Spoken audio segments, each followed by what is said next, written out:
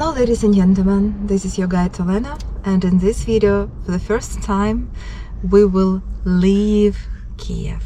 We will drive outside of Kiev.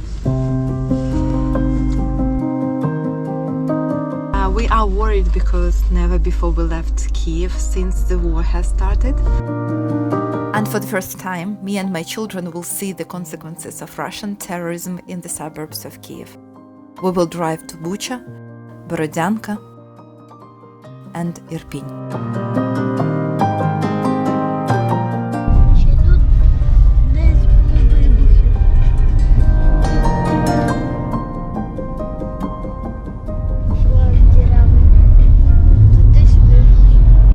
This wasn't my plan to show it to the kids. I didn't want to show the destructions and the real ugly face of war to children. I didn't want to stress them. This time I just had to visit one place outside of Kiev, and we couldn't avoid it, driving through the damaged places. And this time probably I felt like I was ready to see this. This is the bridge that connects Kiev with Bucha. It was blown up by the Ukrainian army to stop Russians. If this was not done, most probably Russians would reach Kiev, my neighborhood of Obolon, my home, which is just 10 minutes of a drive from here. This is where Russians were stopped, and this is where the most heavy fighting took place. At this time, me and kids were hiding in the basement in Kiev. We could hear explosions, and only now we can see what had happened here.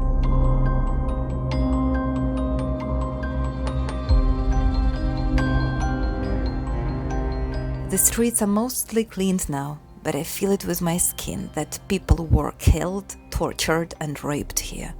Bucha massacre will never be forgotten, never forgiven. These are the towns next to Kiev that were ruined the most by Russians in this war.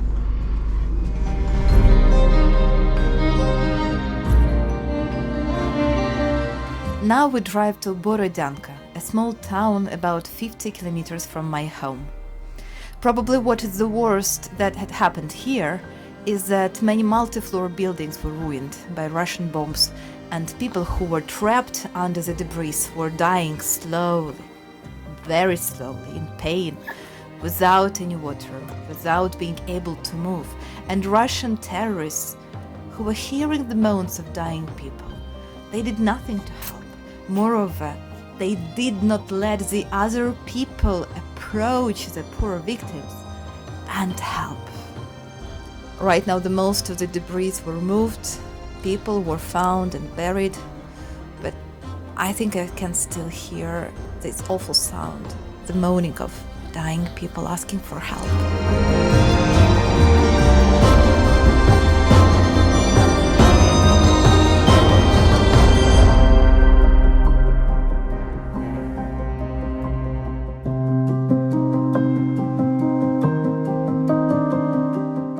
On our way back home, we passed Irpin, a small cozy town which was perfect for young families with small children. So many parks and playgrounds. This is where we celebrated Taras's birthday last year. I don't know how I will ever be able to smile here again.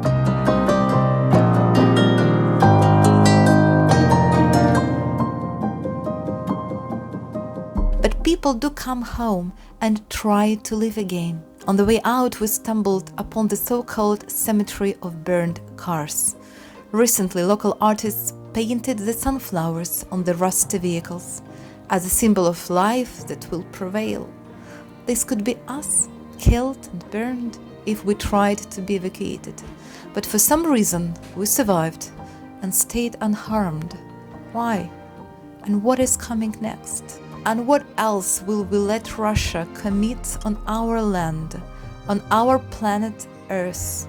When will we stop Russia, the terrorist state of Russia?